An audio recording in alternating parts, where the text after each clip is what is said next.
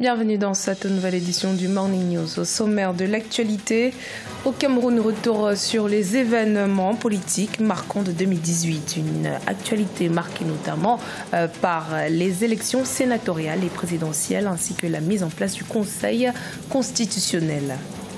39 millions d'électeurs étaient aux urnes ce dimanche 30 décembre en République démocratique du Congo pour élire leur nouveau président.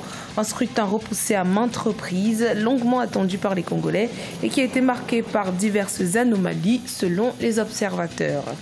Et puis, modernisation de l'aéroport de Djouba au Soudan du Sud. Afreximbank a octroyé 15 millions de dollars au pays pour la mise en place d'un système de sécurité de l'aviation civile et du traitement de l'immigration.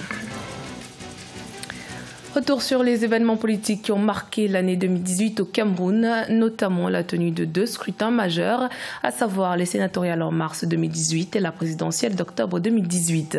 Le pays a également procédé à la mise en place en février du Conseil constitutionnel. Récapitulatif avec Nelly Bessa. 2018 s'achève, laissant dans la mémoire collective la tenue de 2 élections majeures. Au Parlement, le scrutin du 25 mars a dévoilé une nouvelle configuration du Sénat, tout au moins pour la 2e mandature. Et comme toujours, le législateur a veillé à ce que le multipartisme soit appliqué avec 7 formations politiques siégeant au Sénat. L'élection présidentielle du 7 octobre a été amorcée dès la révision du fichier électoral en début d'année et la convocation du corps des électeurs le 9 juillet. Toutes les étapes du processus ont été suivis et respectés. Le 23 octobre, le candidat Paul Biya a été réélu à sa propre succession. Il y a eu une réforme du challenger du côté de l'opposition. Désormais, c'est M. Kamto Moïse, en place des lieux du SDF, qui fut longtemps le premier parti de l'opposition, qui malheureusement a vu son candidat arrivé en 4e position. 2018 a également connu le 7 février la mise en place du Conseil constitutionnel, organe prévu par la loi fondamentale pour gérer le contentieux né des élections présidentielles, parlementaires ou référendaires au Cameroun. Le nouvel organe affiche à son compteur 2 sorties en mars et en octobre 2018, au cours desquelles aucun recours post- et préélectoral n'a prospéré. Pour les observateurs, le Conseil constitutionnel présente un marqueur des progrès de la démocratie au Cameroun. La mise en place d'abord du Conseil constitutionnel participe de la modernisation de la démocratie camerounaise. L'article 67 de la Constitution camerounaise parle de progressivité, de mise en place des institutions. On peut dire que l'effectivité du Conseil constitutionnel, du point de vue du droit, a permis effectivement de consolider cette démocratie. En 2018, le Conseil constitutionnel a imprimé ses marques dans l'histoire du Cameroun. Les consultations attendues dans les prochains jours consolideront l'ancrage de cet organe dans le pays. 2018, une année électorale donc, mais qui annonce certainement les couleurs de ce que seront les élections locales attendues en 2019. Ouverture tardive des bureaux de vote, des noms qui ne figurent pas dans la liste électorale, la délocalisation de certains centres. L'élection générale tant attendue en République démocratique du Congo a été marquée par de nombreuses anomalies. Plusieurs candidats engagés dans la course ont d'ailleurs manifesté leurs inquiétudes. C'est le cas de Félix Tshisekedi, candidat de la coalition Contre du changement, compté parmi les 3 grands challengers de ce scrutin, qui a tenu à mettre en garde contre toute annulation des résultats. Notre correspondant Jacques Amboka nous en dit plus sur cette journée de vote. C'est une très longue journée en République démocratique du Congo. Vous le savez, le pays procède au 3e cycle électoral. Dans la matinée, le candidat de la coalition, le Front commun pour le Congo, Emmanuel Ramazani Shadari, et également celui de l'Amouka, Martin Fayoulou, se sont acquittés de leurs devoirs civiques. Et tout à l'heure, c'est le candidat du CACH, la coalition, le camp du changement, qui est constitué justement de l'Union pour la démocratie et le progrès social et de l'Union pour la nation congolaise. Félix Tshisekedi s'est confié à la presse. Il s'inquiète tout de même de ce processus, disant qu'il y a une sorte de désorganisation organisée et il craint qu'au finish, que la Commission électorale nationale indépendante ou l'État congolais puisse se référer à la Cour constitutionnelle pour qu'on puisse annuler les résultats des élections. Très confiant, il s'est dit devoir gagner ces scrutins. Nous allons vous laisser suivre Félix Tshisekedi qui s'est confié à la presse juste au sortir de cet exercice civique qu'il a accompli. La victoire, bien sûr, mais je déplore quand même tout le désordre dont nous entendons parler, il y a vraiment un grand désordre. Nous nous posons la question de savoir si ce n'est pas un désordre organisé pour que demain la Cour constitutionnelle soit saisie et qu'elle annule tout. Donc ça, nous ne l'accepterons pas. Mais c'est ce que nous redoutons. Là maintenant, il y a encore des gens qui n'ont pas, des bureaux qui ne sont pas encore ouverts. Donc c'est vous dire, c'est de quoi se poser la question de savoir est-ce que ce n'est pas organisé tout ça. George Weah, Abiy Ahmed, Cyril Ramaphosa et Mokgweetsi Masisi font partie des présidents de la République élus en 2018 sur le continent africain. Une vague d'alternance politique qui se propage tant bien que mal dans d'autres pays du continent. Ange Nomenyo. Ils ont marqué les esprits en faisant leur entrée dans le cercle des présidents africains. George Weah au Libéria, Ahmed Abiy en Éthiopie, Cyril Ramaphosa en Afrique du Sud et Mokgweetsi Masisi au Botswana ont tous été élus à la tête de leur pays en 2018. Cette vague d'alternance politique s'est produite dans l'endurance, la persévérance et parfois la contestation, des changements dus à plusieurs facteurs sociopolitiques.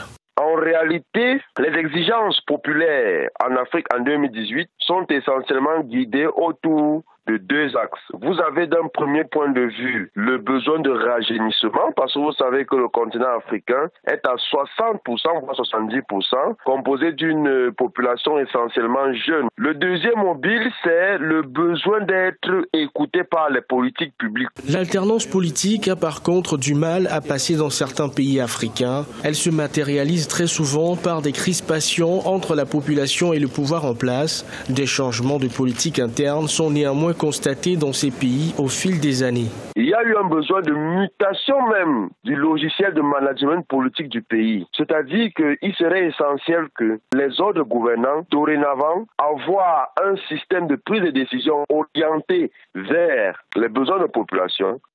Parmi les nouveaux dirigeants, la nomination de Sahle-Work Zewde à la tête de l'Éthiopie reste la plus marquante. Elle devient en effet la première femme à être nommée présidente de l'Éthiopie, même si son pouvoir reste symbolique. Le Soudan du Sud compte moderniser son aéroport de Djouba. Le pays a reçu à cet effet 15 millions de dollars d'Afreximbank, la banque africaine d'import-export. Cette somme permettra la mise en place d'un système de sécurité de l'aviation civile et du traitement de l'immigration. Selmo Victor Asseji.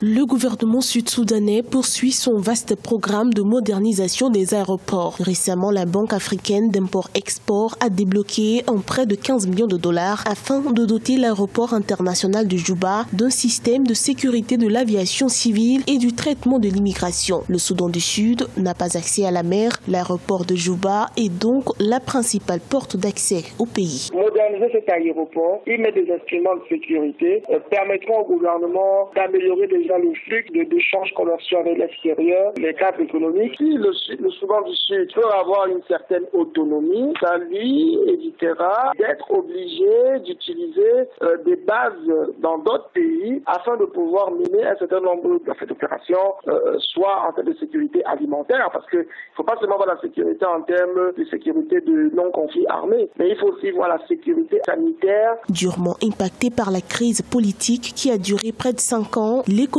sud-soudanaise doit se relancer. Le gouvernement s'active. Un plan de construction et de modernisation d'autres aéroports régionaux a été annoncé. C'est une population qui a besoin aujourd'hui de tout. En termes d'infrastructures, il faut que les entreprises puissent pouvoir développer en termes d'immobilier, en termes de services financiers. En 2017, la piste d'atterrissage de l'aéroport de Djouba a été prolongée de 2400 à 3100 mètres. Un système d'éclairage plus performant a été installé. Le 29 octobre 2018, un nouveau terminal est officiellement entré en service. Sédou Badian Kouyaté n'est plus l'écrivain et homme politique malien. S'est éteint samedi 29 décembre dans la capitale malienne Bamako. Auteur de plusieurs œuvres à succès, il était aussi celui qui a écrit l'hymne national du Mali. Avec sa disparition, le Mali perd le dernier baobab de l'indépendance. Un portrait de notre correspondant Mokhtar Bari. L'homme que pleure le Mali et l'Afrique est sans doute le dernier témoin de l'indépendance du Mali. Fidèle compagnon de Modibo Keïta, celui qui a rédigé les textes de l'hymne du Mali occupa plusieurs postes politiques, dont ministre du Plan. Après le renversement de Modibo Keïta en 1968, il est emprisonné au nord du Mali avec des compagnons de lutte. Médecin de son état, il a toujours donné son avis sur la vie de son pays. On ne peut pas tout jeter et on ne peut pas non plus tourner le dos à tout ce qu'on nous apporte. Nous avons le devoir de garder le meilleur de notre passé et de prendre à l'Occident ce qui ne nous détruit pas. Aujourd'hui, c'est toute l'Afrique qui pleure celui qui a bercé de nombreux élèves à travers une œuvre littéraire toujours d'actualité, Sous l'orage, suivi de la mort de Chaka en 1957. Il fut aussi conseiller des chefs d'État tels Sassou Nguesso, Thomas Sankara. Il avait ses espoirs, mais il a toujours cru en ce pays, il a cru en Afrique et il a cru en la paix. Et il a surtout, c'était un pionnier de l'indépendance. Il a pensé que cette indépendance, bien qu'elle ait été acquise côte à côte vers les années 60, on doit toujours travailler pour pouvoir l'affermir. Et ça, c'était le but de son combat. Il a écrit aussi d'autres œuvres à succès comme Les dirigeants africains face à leur peuple, Grand Prix littéraire d'Afrique noire en 1965, Le sang des masques en 1976, Noces sacrées en 1977 et La saison des pièges en 2007. C'était le journal de la rédaction. Merci de votre fidélité. Dans un instant, une nouvelle édition de l'actualité sur Africa 24.